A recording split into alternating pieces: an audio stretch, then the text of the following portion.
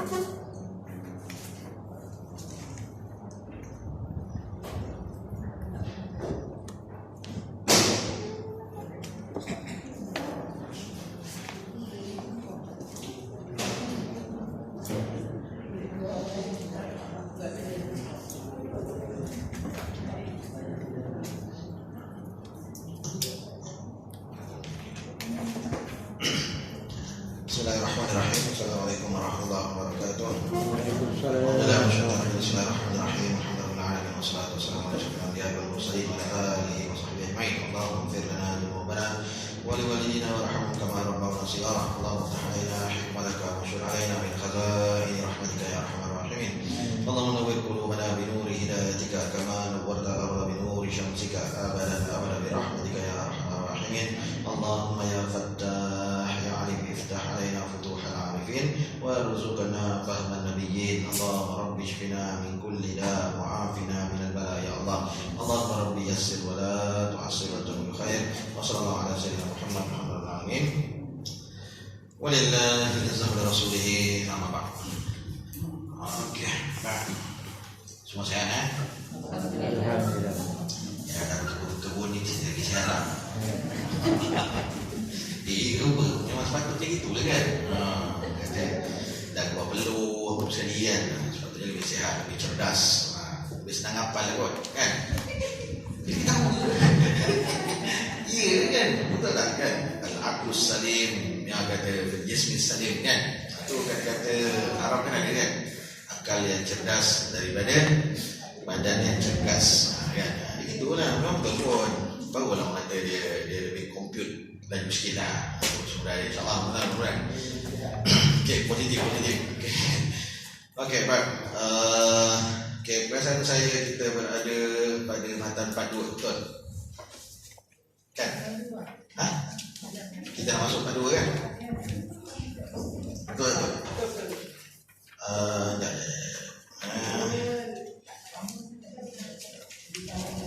Yang last, yang itu yang saya sentuh apa? 40? Lepas satu. Yes. Nah, pas satu hari itu saya ya. Jadi betul lah saya cerita. Sebab kita nak masuk pada yang ke-42. Pada yang ke-42.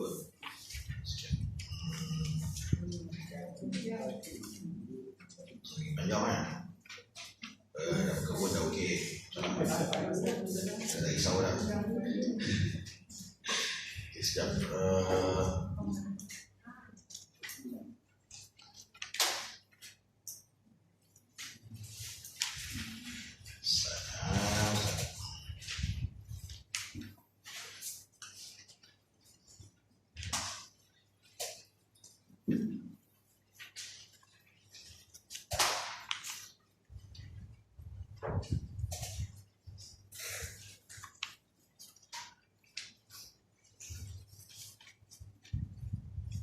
Baik. Okey, betul. Pada 42 kita masuk dekat sini. Kita surat 248 tapi kaitannya masih lagi adalah berkaitan dengan bagaimana untuk tadi ini berkaitan dengan tentang persoalan melihat Allah Subhanahu wa taala. Okey, baik, saya bacakan dulu 248 sampai 250 lah yes, okey sampai 250 seperti di atas sebelah atas. Okey, baik. Saya bacakan dulu. Okey, 248. 248. Okey, kata Syekh, tidak sahlah iman dengan pemerhatian ahli Darussalam kalau hanya berpandukan kepada kefahaman mereka. Pemerhatian akan menjadi samar sekiranya dengan takwil pemerhatian dan pentakwilan semuanya merujuk kepada rububiyah. Kalau meninggalkan takwil dengan penerimaan yang biasa dan ke atas agama muslimin, sesiapa yang tidak menjauhi nafi dan tashbih, dia telah membuat kesilapan dan tidak mencapai kesucian. Okey, lagi kata Syekh, tidak sahlah iman dengan pemerhatian ahli Darussalam Kalau hanya berpandukan kepada kefahaman mereka, pemerhatian akan menjadi samar. Sekiranya dengan takwil, pemerhatian dan pentakwilan semuanya merujuk kepada rububiyah. Kalau meninggalkan takwil dengan penerimaan yang biasa dan ke atas agama muslimin, sesiapa yang tidak menjauhi nafi dan tashbih, ia telah membuat kesilapan dan tidak mencapai kesucian. Baik, syarah. Syekh Abu Ja'far Tahawi mengatakan, memberitahu jawapan kepada Mu'tazilah dan orang yang berpegang dengan pendapat mereka dalam menafikan melihat Allah dan menolak pendapat orang yang menyamakan Allah dengan sesuatu daripada makhluknya. Ini kerana Nabi SAW bersabda, sesungguhnya kamu akan melihat Tuhan kamu sebagaimana kamu melihat bulan pada malam purnama. Persamaan yang berlaku adalah pada melihat dan bukannya pada yang dilihat. Hadis ini jelas sekali menyatakan bahawa maksudnya ialah mengisbatkan melihat Allah dan menolak segala andaian tentangnya. Apakah yang ada lagi selepas penjelasan dan penerangan ini? Sekiranya takwilan diambil kira terhadap nas ini, maka bagaimana satu-satu nas hendak digunakan sebagai dalil? Adakah nas ini hendak diandaikan bahawa maknanya ialah sesungguhnya kamu tahu tentang Tuhan kamu sebagaimana kamu tahu tentang bulan di malam purnama? Takwilan yang tidak betul ini dibuktikan dengan dalil firman Allah Subhanahu wa taala, alam tara kaifa fa'ala rabbuka bi ashabil fil. Maksudnya, tidakkah engkau mengetahui bagaimana Tuhanmu telah melakukan kepada angkatan tentera yang dipimpin oleh yakni pembawa gajah yang hendak meruntuhkan Kaabah, dalam surah Al-Fil ayat 1. Juga ayat-ayat lain yang ada menggunakan perkataan ra'a yang termasuk dalam amalan hati. Memanglah kadang-kadang perkataan ra'a dilakukan dengan mata dan kadang-kadang dengan hati, dan kadang-kadang juga digunakan bagi mimpi dan sebagainya. Akan tetapi kalam tidak pernah kosong daripada qarinah yang mengasingkan semua andaian yang lain. Sekiranya seseorang yang berkata-kata tidak menyertakan kalamnya dengan qarinah yang menunjukkan ke salah satu makna, maka kalam itu adalah mujmal dan bukannya mubayyan. Penjelasan dan qarinah manakah yang lebih daripada sabda baginda sallallahu alaihi wasallam, kamu akan melihat Tuhan kamu seperti kamu melihat matahari di tengah hari yang tidak dilindung oleh awan. Adakah melihat seperti ini berkait dengan mata atau dengan hati? Perkara ini tidak diketahui hanya oleh orang yang dibutakan oleh Allah akan hatinya. Sekiranya mereka berkata, hukum akal telah membawa kami kepada takwilan ini dengan mengatakan melihat Allah adalah mustahil dan tidak dapat digambarkan akan berlaku. Jawapannya ialah, sesungguhnya ini adalah dakwaan kamu. Dalam perkara ini, kamu telah mencanggahi ramai orang daripada kalangan ahli akal. Dalam akal tidak ada yang menghalang daripada melihat Allah. Sebaliknya, sekiranya ditimbang dengan akal bahawa mustahil melihat Allah yang wujud dengan sendiri, nescaya akal akan menghukum ini adalah perkara mustahil. Kata Syekh, liman i'tabara minhum biwahmin, iaitu dia menyangka bahawa Allah akan dilihat dalam satu-satu sifat, maka dia akan menyangka persamaan Allah dengan makhluk. Sekiranya dia mengisbatkan sifat yang disamakan dengan makhluk itu, maka dia telah melakukan tashbih. Sekiranya dia menafikan langsung melihat Allah disebabkan oleh sangkaan itu, maka dia adalah seorang yang ingkar dan menafikan sifat Allah. Sebenarnya yang wajib dilakukannya ialah menolak sangkaan itu sahaja, dan dia tidak boleh menjadikan penafian itu umum terhadap yang hak dan yang batil. Lalu dia menafikan kedua-duanya kerana hendak menolak orang yang mengisbatkan kebatilan. Sebaliknya yang perlu dilakukannya ialah menolak kebatilan dan mengisbatkan yang hak. Ini dinyatakan oleh Syekh rahimahullah ta'ala, amin, merujuk pada Abu Ja'far At-Tahawi Marang dengan katanya, sesiapa yang tidak menjauhkan diri daripada menafikan sifat dan melakukan tashbih, maka dia akan terseleweng dan tidak betul hendak menyucikan Allah. Ini kerana golongan Mu'tazilah itu mendakwa mereka menyucikan Allah dengan melakukan penafian sifat ini. Adakah terhasil menyucikan Allah dengan menafikan sifat kesempurnaan? Ini kerana menafikan melihat Allah bukanlah sifat yang sempurna. kerana benda yang tidak ada tidak dapat dilihat, akan tetapi termasuk dalam kesempurnaan ialah mengisbatkan melihat Allah dan menafikan orang yang melihatnya dalam mengesakannya sepenuhnya sebagaimana yang berlaku dalam sifat ilmu. Ini kerana menafikan sifat ilmu bukanlah kesempurnaan, kerana kesempurnaan ada pada mengisbatkan sifat ilmu dan menafikan orang yang melihatnya dapat mengesan sepenuhnya. Allah tidak dapat dilihat sepenuhnya dengan penglihatan, sebagaimana dia juga tidak boleh diketahui dengan ilmu sepenuhnya. Okay, baik, kita tulis dulu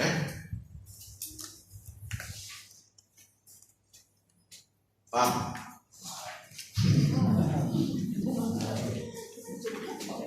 Pandang dia kuat, aku baca dia juga.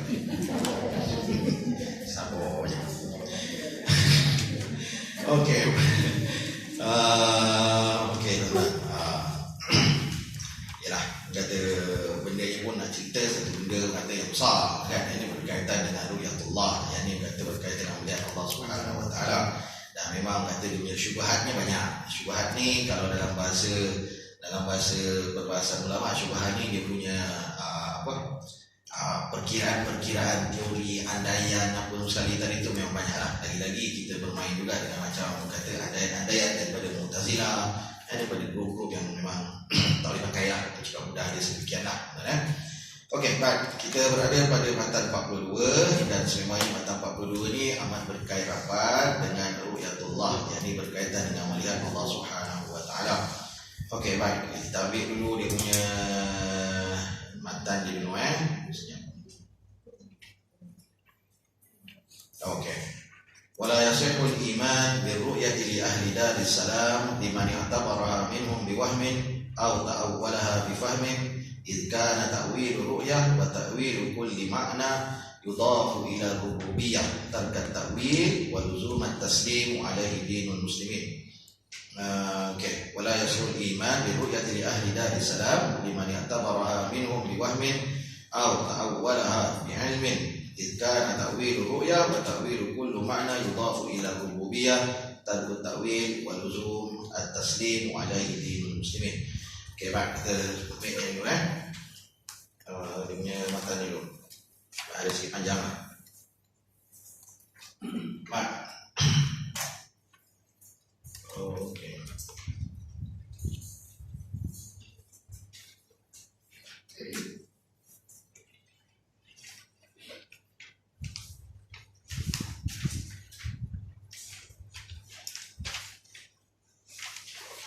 Okey, baik. Wala iman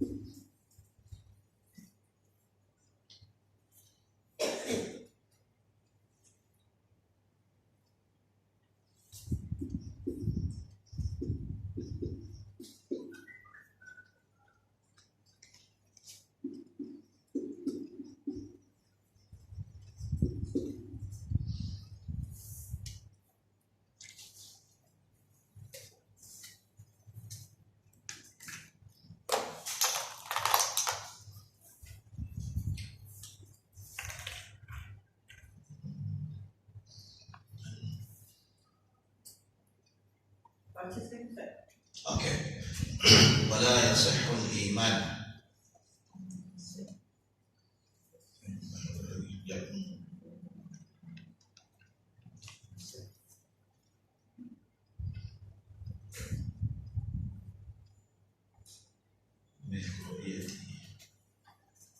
Ru'yati li ahli daris salami liman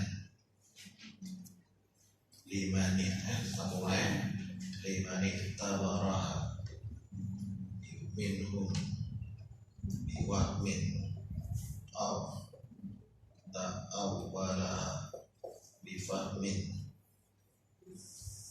idkan takwil ru'yah kul maknan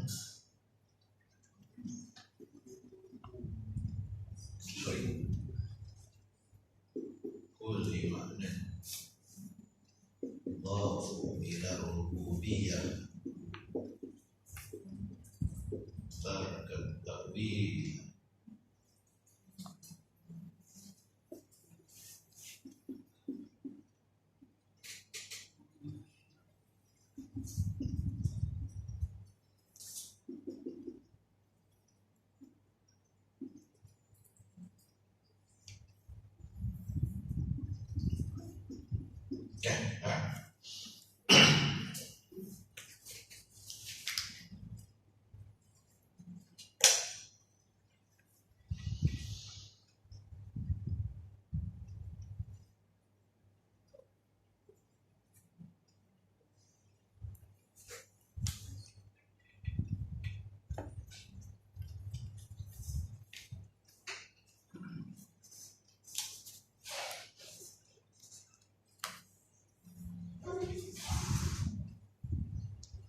Boleh Pak? Pelan-pelan take your time. Ya, orang main kebun ni dia tenang sebenarnya. Betul. Saya orang mau kita boleh kan. Dia dah benda hijau dia tenang. Sebab terlepas yang pun.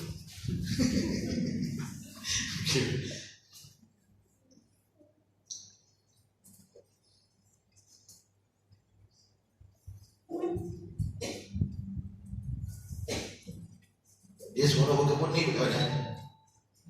Yang mana suruh berkebun ni? Ada pasir lah. Kalau tak pasir pun, tapi masa dia tengah naik lebih tinggi, kita nampak ada hijau, elok, jadi kan? Tadi kita suruh kan? Amat suruh masa tu. Kat syurga ada kan Ustaz? Kat syurga pun orang yang berkebun tu dia boleh minta untuk berkebun kan? Boleh juga minta je. Boleh semua. Namanya PUBG boleh. Syurga ni sifat dia minta je apa je. Minta je lah apa je. InsyaAllah boleh dapat. Tak ada masalah apa-apa. Terapi ginjal Ustaz. Tapi bersama dia nak terapi ginjal ni. Oh itu terapi minta Syah ayat tu. Ada sebab sekarang ni ada ayat-ayat kadang-kadang mengata tidak ayat orang moden kan. Hari itu apa? Hari itu apa? Orang rumah saya kan di balik rumah cerita dia budak tengah naik kan bahasa budak sekarang. Hari itu kebetulan bab kahwin. Lepas tu dia tanya dengan budak dia kan. Dia kata kalau hidup ni tak ada cinta, apa yang akan jadi?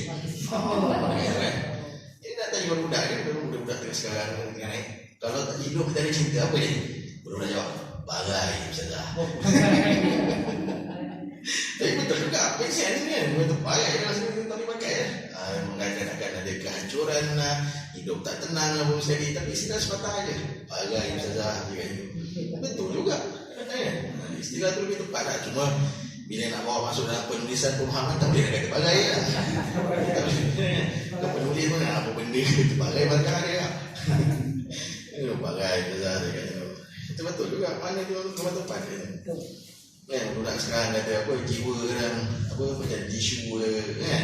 Dia kan senang sangat koyak lah apa. Jadi istilah tu ada lah, istilah budak-budak sesuai lah. Cuma Bila dah terbiasa dengan WhatsApp ke apa semua sekali, bahasa-bahasa itu bila nak masuk penulisan dia kacau.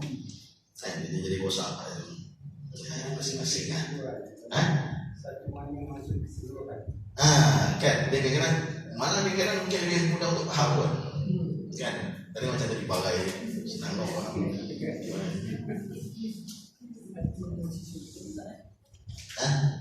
Macam tisu. Macam tisu gambar kan, dia kata tisu gambar. Yalah budak-budak kan. Kita ikut dia banyak sikit kan, tapi tak ada lah kita nak ikut macam tu. Cuma kita sebab tu tuan-tuan kan, dia tak banyak sikit atau sudut-sudut kan. Kadang dia yang kita kena buat ni ialah sebenarnya kena nampakkan limit. Apa pun dia bisa ada limit, dia bisa ada batas. Dan kena pastikan bahawa dia nampak limit tu. Sebab bila tak nampak limit, itu yang kadang dia terlepas daripada kerangka yang sepatutnya lah. Itu kita kena hati-hati lah. Dalam arti kata lain, sebab memang sifat alam ni semua benda ada batas. Dia tak boleh dilepas lalu macam tu boleh semudahnya tu. Dia tak boleh. Dia akan jadi masalah pula. Jadi mesti nampak. Tak salah apa aspek sekalipun lah. Dalam kita bersih itu orang kata bagus. Memang orang kata diperintah dalam agama melambangkan kepada iman lagi bab kebersihan kan. Atuhu syadul iman kata Nabi kan dalam hadis 40 kita. Iman itu adalah salah satu cabang paksi prinsip kepada iman. Tapi macam tu juga kerana setengah orang keterlaluan pula bersih dia pun masalah juga kan. Peluh dia sikit salin baju, peluh dia sikit salin baju, tak boleh lagu, pantai nampak abu, tak boleh jadi stres pun masalah juga. Sebab tu dalam Islam ni dia semua tu ada batasnya lah. Walaupun dia dalam konteks yang diperintahkan, tapi tetap kat situ ada dia punya kaedah untuk kita faham lah. Bukan sudah kita main faham mana kita faham lah. Itu pun tak ada juga sebenarnya. Sebab tu Islam ni dia cantik tu lah. Dia mengajar manusia ni untuk hidup dalam keadaan yang kata yang selayaknya, sepatutnya supaya kamu sejahtera dan takkan ada masalah. Tapi kadang-kadang bila kita kadang too ideal, jadi masalah. Bila anda terlalu ideal pun dia akan jadi tak kena juga. Sebab kata tak sepatutnya. Dah sikit-sikit kadang ada benda tu kita boleh tak apalah dulu sekejap dan sebagainya. Ini kadang-kadang kena nampak lah. Aku jelas. Cantik Islam ni. Okay, baik. Okay, dah boleh. Okay, mantan part 2. Wala yasahul iman bil ru'yah di ahli Darussalam. Liman intabaraha minhum biwahmin aw ta'awwalaha bifahmin idh kana ta'wil ru'yah kulla ma'na yudafu ila rububiyyah tarkat ta'wil wa luzum at-taslim wa alaihi dinul muslimin. Okay, baik. Kalau tengok dekat sini, kalau kita nak mudahkan pecahkan pada 3. Baik. Pertamanya ialah wala yasihul imanu bi ru'yati li ahli Darussalam liman i'tabara minhum biwahmin aw ta'awwalaha bifahmin. Okay, baik. Ini satu terus. Okay, baik. Satu. Maksudnya boleh dekat ke sini ya. Okay, ini part 1 ya. Baik. Jika ta'wil ru'ya kullu ma'nin kulli ma'nin yudafu ila rububiyyah. Yudafu ila rububiyyah. Baik, boleh potong kat sini kalau nak potong. Jadikan 2. Okay, baik. Ini adalah yang 3. Dan ta'wil wa luzum at-taslim wa alaihi dinul muslimin. Okay, baik. Pertamanya konteks yang pertama dia punya nijis terus ambil intipati je. Jangan tengok pada word by word. Tengok word by word nanti kan dia akan jadi kacau balik. Baik. Wala yasihul iman bi ru'yati li ahli Darussalam. Tidak sah iman seseorang dengan ni bi ru'yah ni maksudnya merujuk kepada pelan-pelan. Okey.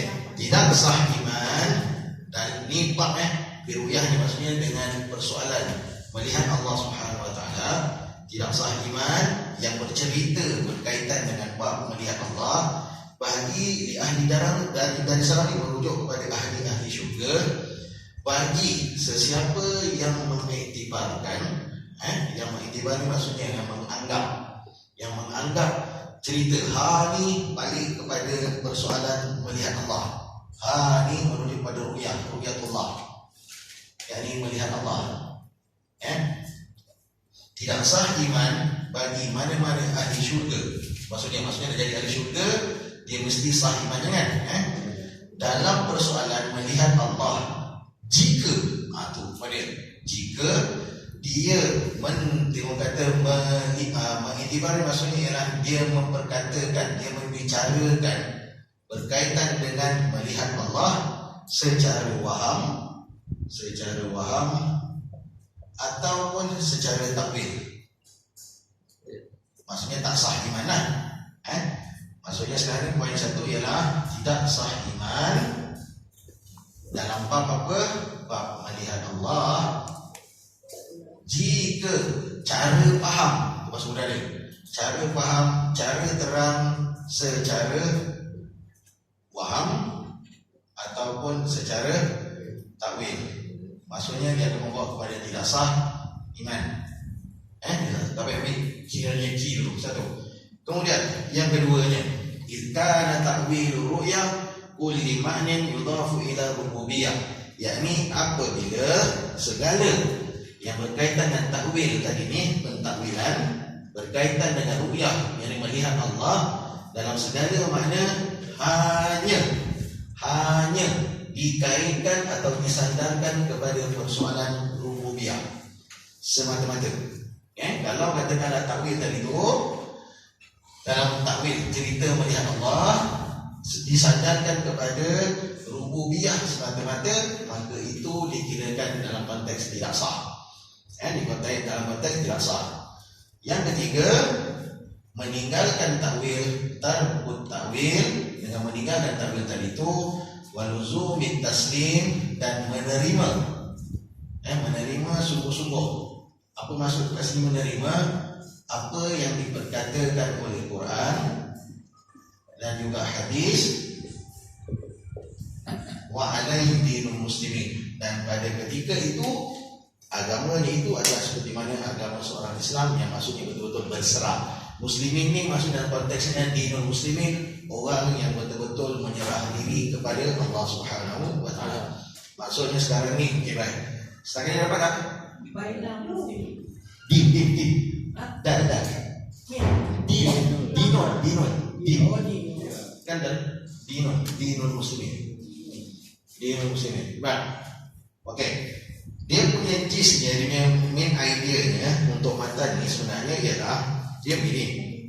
Sebab kita ada perbahasan berkaitan dengan boleh ke tidak untuk kita melihat Allah. Okey, setakat dapat?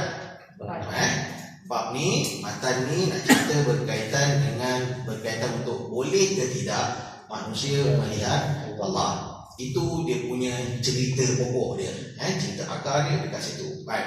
Cerita nombor 2 adalah berkaitan bagaimana melihat Allah. Bagaimana melihat Allah. Okey. Bila dua sekarang ni kata dah bagaimana melihat Allah, jadi di mana melihat Allah? Itu yang ketiga. Melihat Allah. Kat mana tengok Tuhan ni? Kat dunia ke? Dekat akhirat? Syurga? Satu babnya adalah berkaitan dengan adakah boleh ataupun tidak melihat Allah. Itu dia punya akal cerita dia. Satu. Dua, macam mana tengok Allah. Macam mana kita tengok Allah. Dua. Yang ketiga, di mana kita tengok Allah. Ada orang kata di dunia ataupun di akhirat nanti. Baik. Jadi sekarang ni tiga benda ni Macam mana dengan bagaimana sama kan? bolehlah yang nombor ni. Macam mana tak termasuk. Bagaimana yang biasa kita pakai kan?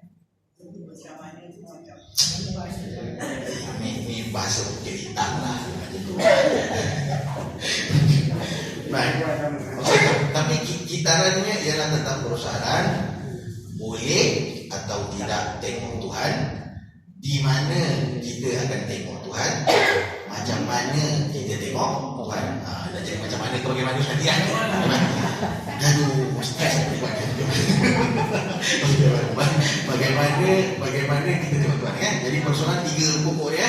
Maksudnya boleh tengok Tuhan atau tidak, boleh atau tak boleh, kat mana, di mana kita akan tengok Tuhan, dekat dunia atau dekat akhirat. Dua. Dan yang ketiganya ialah bagaimana kita melihat Tuhan, bagaimana kita tengok Allah. Jadi tiga ni sebenarnya cerita berkaitan dengan ru'yatullah. melihat Allah Subhanahu wa taala. Itu asas. Baik. Kalau pergi pada soalan pertama, boleh ke tak boleh tengok Allah? Jawapan untuk kita terus pegang, jangan ambil syubhah dulu. Kata andai nanti kita terus dipegang untuk akidah kita sunni ni. Apa dia jawapan dia? Boleh tengok Allah.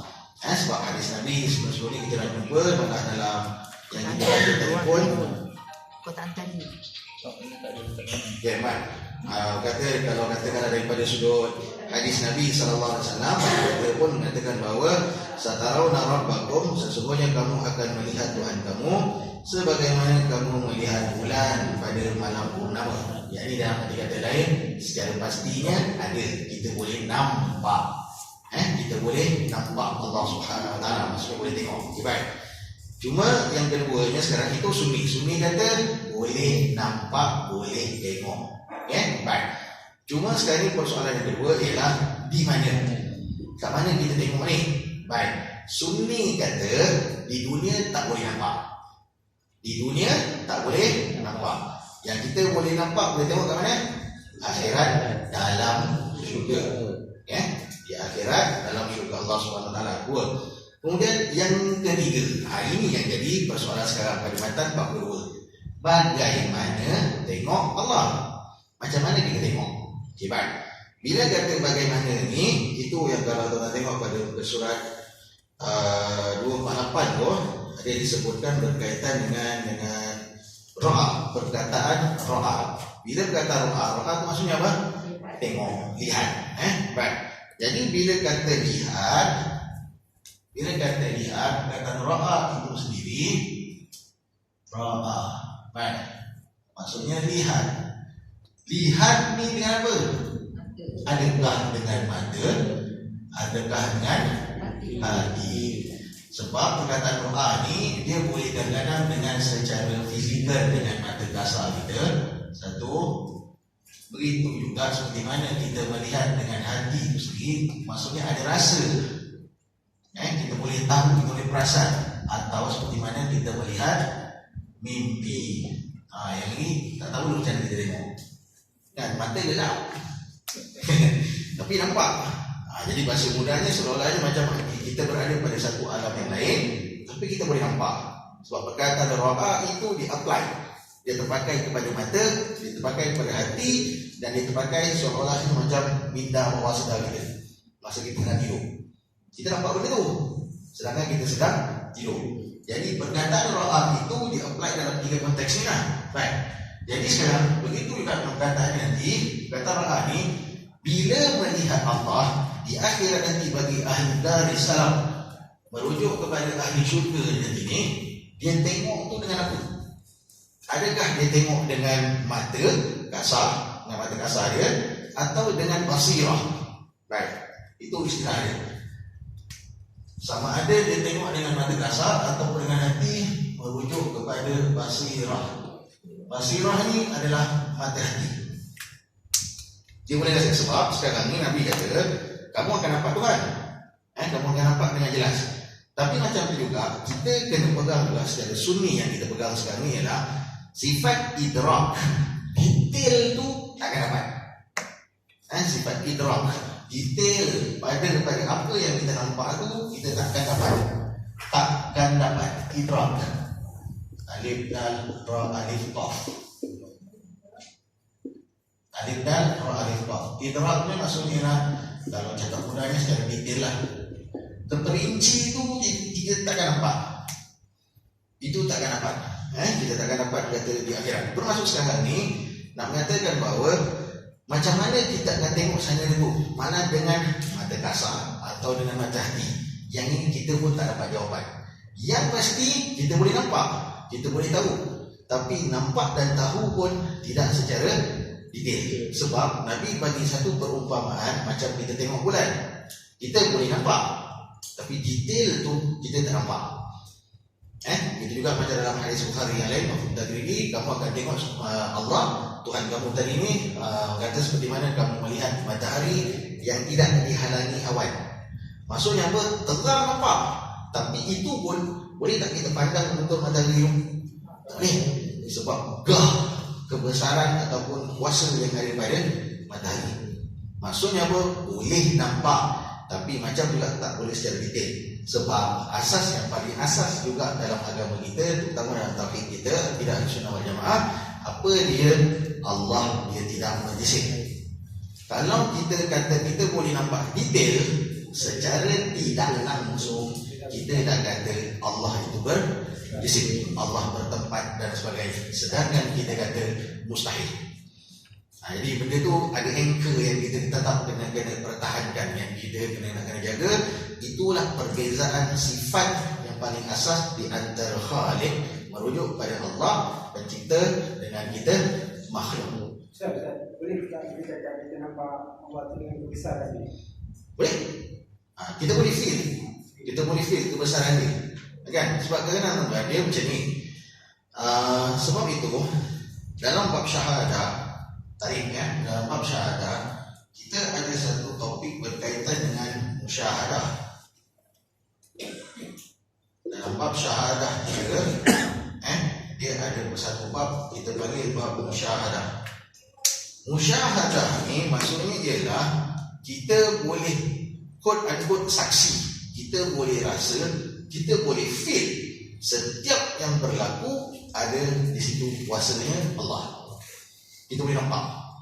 Kita lalu di dalam kita laju di dalam empat kampung sekali kan, dapat lampu hijau, nampak ni itu tengah blinking hijau.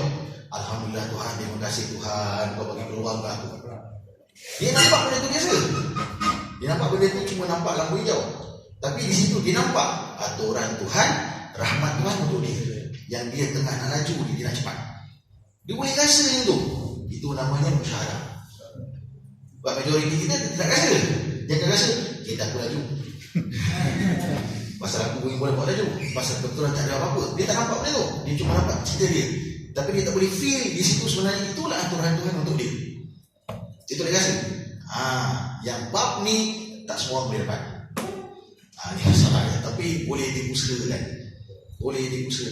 Dia boleh dapat benda tu sebenarnya. Dia boleh tahu semua aturan tadi, apa yang berlaku pada anak dia, menantu, laki, bini, apa dan sebagainya. Itu semua aturan Tuhan. Tanam benih sama, tanah sama, siram sama.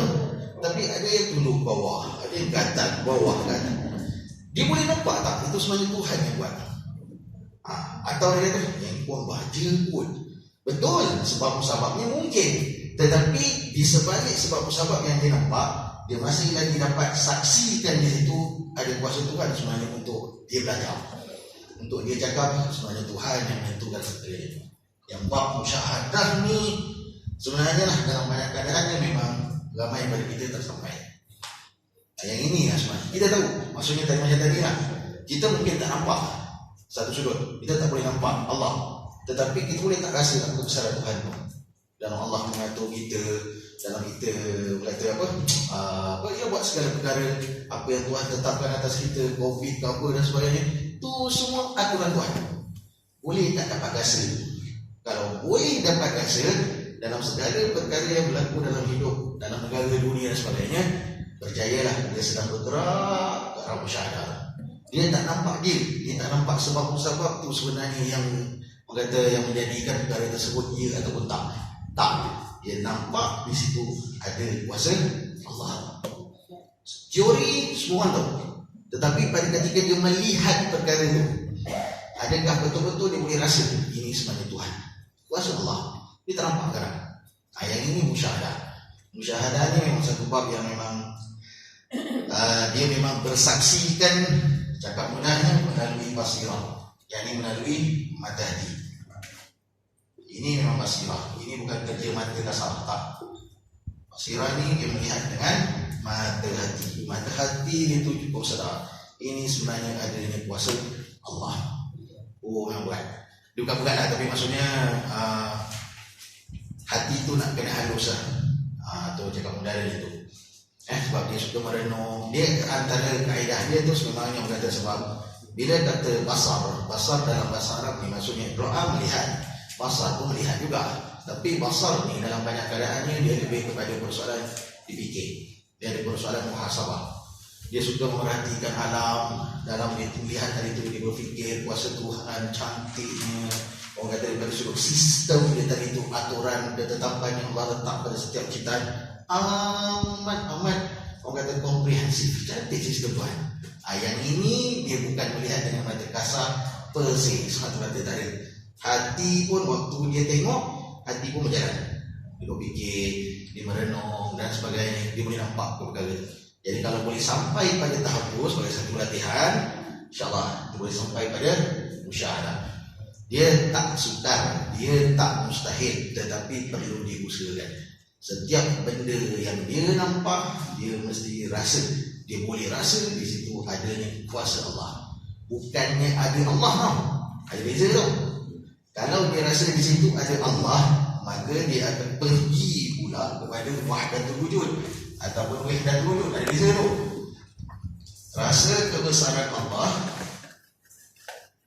rasa kebesaran Allah tu bersaksi, musyahadah tu untuk musyahadah. Tapi kalau dia rasa wujudnya Allah di situ, dia nampak, dia rasa di situ ada Tuhan, itu dah panggil wahdatul wujud. Wahdatul wujud. Dia terkena lagi. Wahdatul wujud. Wahdatul wujud ni ialah seolah-olahnya Allah wujud dekat situ. Buat masalah juga, tak boleh juga lah. Dalam arti kata lain, sebenarnya sebab wahdatul wujud ni daripada ada kepada ada, sedangkan segala-galanya daripada tidak ada kepada ada. Makhluk sifatnya ialah daripada tidak ada kepada ada. Sebab asal kita manusia, asal makhluk, asalnya tidak ada. Kan kita baca dalam surah Al-Insan kan, hal ata 'alal insani hinum minad dahri lam yakun syai'an madhkura. Bukankah telah datang pada manusia yang mana sebelumnya tadi itu dia vacuum, dia kosong. Syai'an madhkura, sesuatu kata lam yakun syai'an madhkura, pada dirinya langsung tak disebut-sebut langsung, dia kosong. Tak ada tenaga, tak ada ilmu, tak ada kata kepandaian dan sebagainya. Tapi setelah jadi pandai, tiba-tiba pula langgar Tuhan. Sebab itulah mengatakan bahawa makhluk ini sebenarnya asalnya tidak wujud. Tapi kalau dia pegang kepada contoh dalam konteks wahdatul wujud ni, maksudnya ialah daripada ada kepada ada. Allah cipta Adam, pada Adam adanya Allah. Bila dia katakan Adam ataupun Hawa tadi itu bersalin, beranak dan sebagainya, berketurunan, di situ pun adanya Allah, ada Allah, ada Allah. Itu dah tak betul pula wahdatul wujud. Sebab tu yang dalam matan 42 yang kita nak tegaskan secara sana adalah berkaitan dengan jangan ada namanya yang katakan apa ni, ini waham ni satu, dan yang keduanya takwil. Ini tak betul. Dia mesti di atas dasar faham yang jelas. Apa dia? Takwil. Tak awal. Takwil. Waham maksudnya dia tak pasti, dia main ikut-ikut je. Sangkaan, yes, boleh kata betul lah, boleh terima. Waham ni lebih pada sangkaan. Zon ada ilmu. Zon ada ilmu, tetapi dia tak accurate, tak setepat yakin. Level dia, kalau ikut pada level lah, dia mesti ada satu yakin, kemudian pergi pada zon, kemudian pergi pada syak, baru pergi pada waham. Itu level dia. Yakin, cakap mudah 100%, kalau kita boleh letak nisbah itulah. Zon ni dalam 80 atau 75%, syak 50-50. Waham ni memang below 50, bawah daripada 50. Maksudnya apa? Cakap mudahnya waham ni lebih pada macam tadi lah, sangkaan, yang mana lebih pada sifat tak ada ilmu pun, dia main anggap aja macam tu. Atau kalau ikut pada sesuatu level lah. Sedangkan dalam bab iman, dia mesti ada ilmu. Cukup jelas lah. Malam tadi saya terima daripada salah seorang daripada bekas qadi lah, salah seorang dia bagi kat saya lah, bekas qadi Perak. Dia bagi kat saya, dia kata kita dah tengah bincang begini apa sekarang ni, pada ada satu ajaran, tapi dia dikait dengan satu satu parti politik lah. Tapi parti politik tu pun dia dah pegang statement lah. Saya pun tak berapa hafal dia punya. Tapi ajak apa dia punya. Tapi itu saya pun tak hafal dia punya bunyinya. Tapi tahun lepas saya mula dapat benda tu daripada orang kat sini. Dia bagi kat saya petikkan kuliah, dan begitu juga dengan ada dia punya, dia pakai guna Asmaul Husna.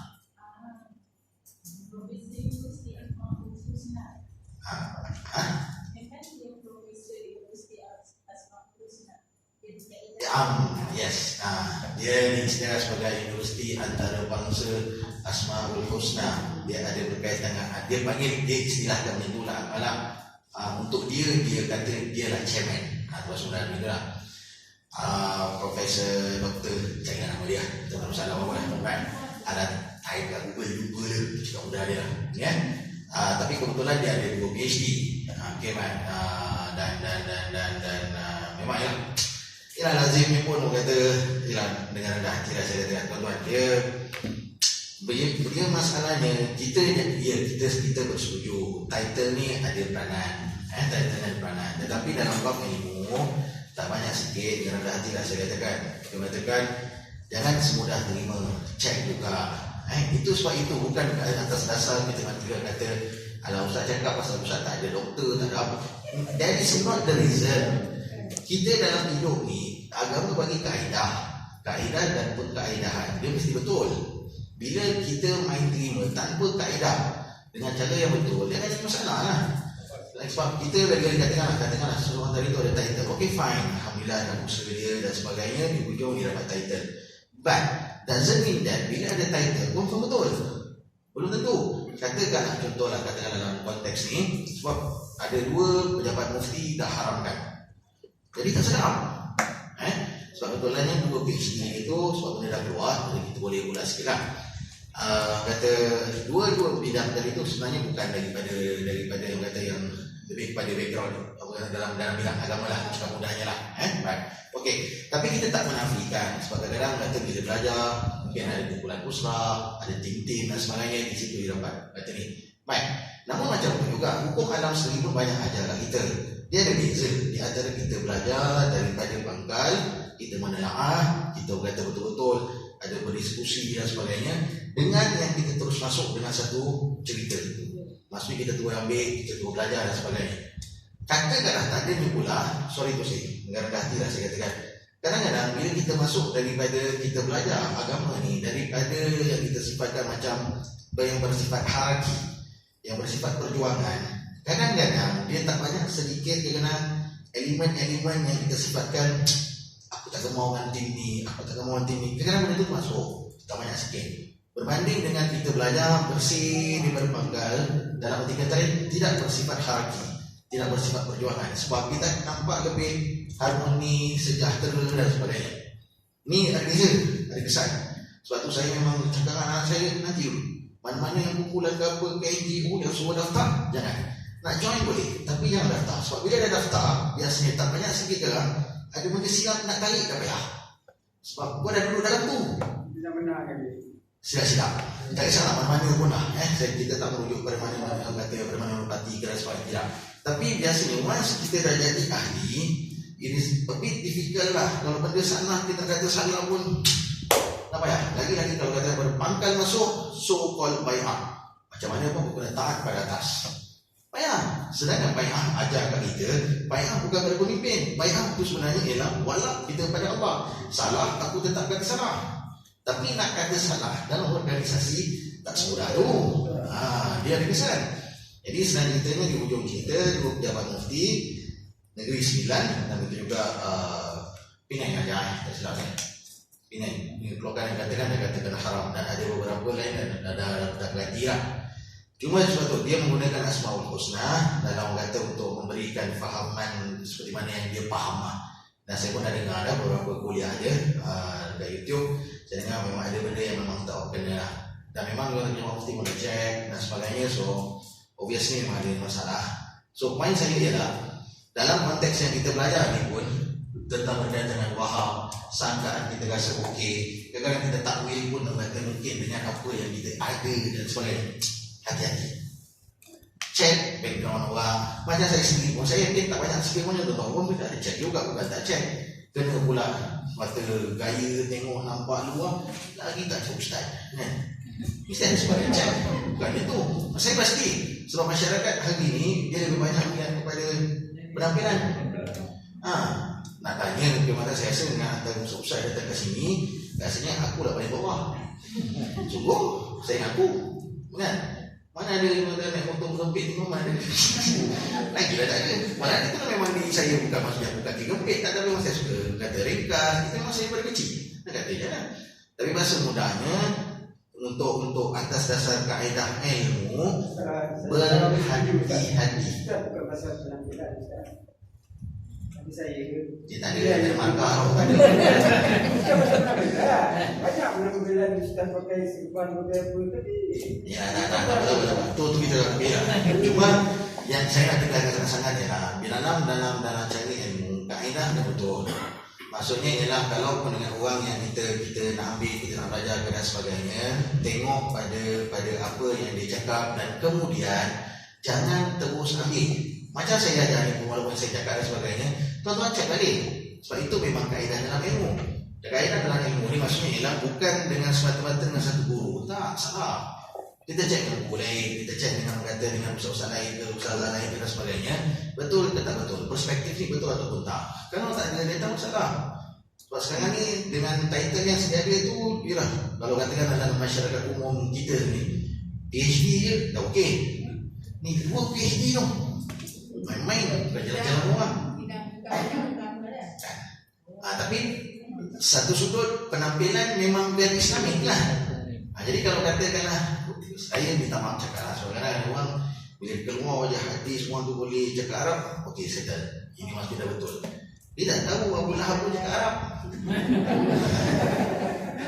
Janganlah semudah gitu. Jadi maksudnya kaedah kena ada lah, nilai balik, tengok betul atau tak betul, perspektif betul tak betul dan sebagainya. Kena ada tiga benda tu. Jangan keterlaluan terus angkat dan jangan keterlaluan terus tolak. Kaedah kena betul. mungkin cakap Ustaz macam nampak baru Ustaz cakap dulu tidak. Malah ya mana dia dah pandai kau. Ni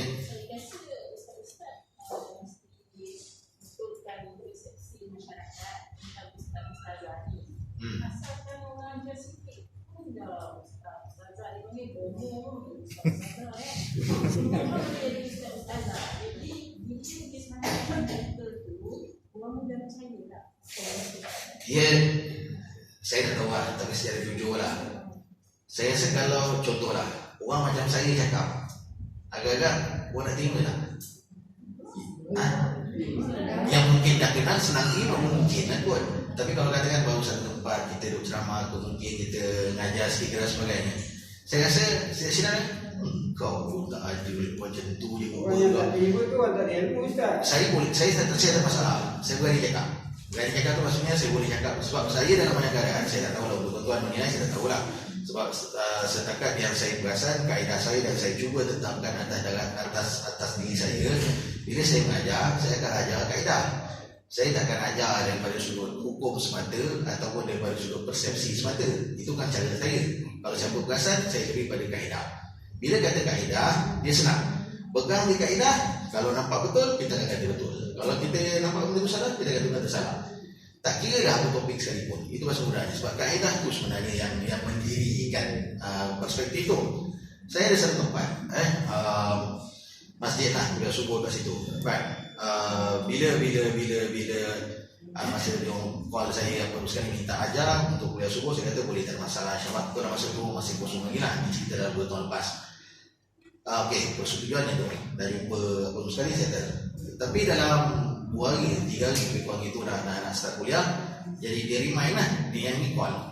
Dia call, dia kata, Ustaz, jangan lupa Ustaz ni kuliah ni kita nak mula gini. Kata okey, tak masalah. Maksudnya sebagai satu remind keingatan lah untuk nak start kelas. Itu normal. Tapi sambung sikit. Dia kata, Ustaz ni ada satu lagi ni. Dia kata, oh ada apa ceritanya. Tapi kalau Ustaz kat tempat kami tak boleh cerita beberapa perkara. Dia kata, saya terbanyak. Oh ya ke? Antara topik, antara dia ada sekolah. Ini termasuklah satu tu wakaf. wakaf saya jangan sentuh. Kata kenapa tak boleh sentuh? Sensitif. Kat sini sensitif Ustaz. Saya cakap, dia bila sentuh tu, dia cakap itu, saya dah kasih hati lah. Saya pun cakap tu, saya cakap, saya tunggu. Saya kata ni, setakat yang saya faham dalam agama ni, tak ada yang sensitif. Kita yang kata sensitif. Jadi cakap mudahnya, saya beginilah, kalau katakanlah, kalau saya sentuh, apa pula jadi saya? Dia kata, kalau yang sebelum ni, kalau orang tu sentuh pasal wakaf, kita akan berhentikan dia lah. Okey, saya jawab sekarang. Saya kata, saya tak ada kepentingan kat masjid ni. Kalau katakanlah nak diteruskan boleh, kalau nak berhentikan pun tak ada masalah. Tak payah start pun saya tengok. Saya itulah, saya lembut lah. Tak apa Ustaz, kita jalan dulu, kita tengok macam ni. Baik.